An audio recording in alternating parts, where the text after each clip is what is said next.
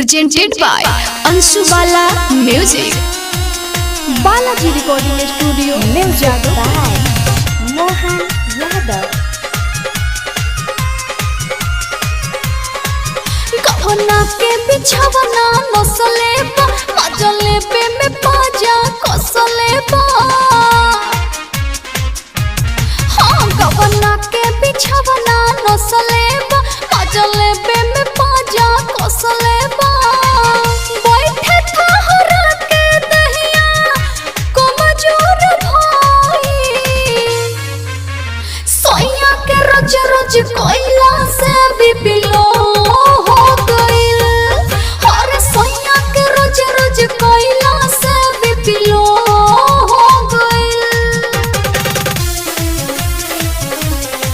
presented by Anshu Bala Music.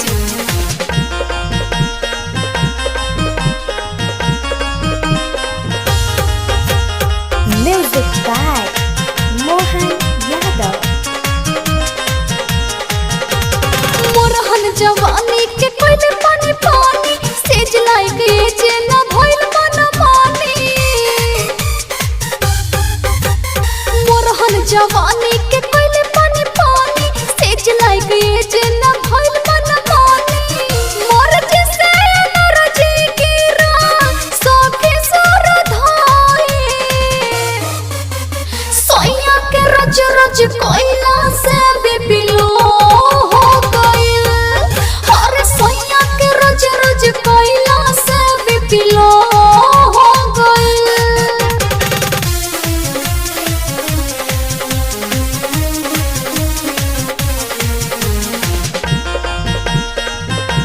Balaji recording studio Jadavpur. Music by Mohan Yadav. चढ़ता उतरता बिगड़ल बहाल हो पड़ुए पे चैन पिया बेके बिसाल हो।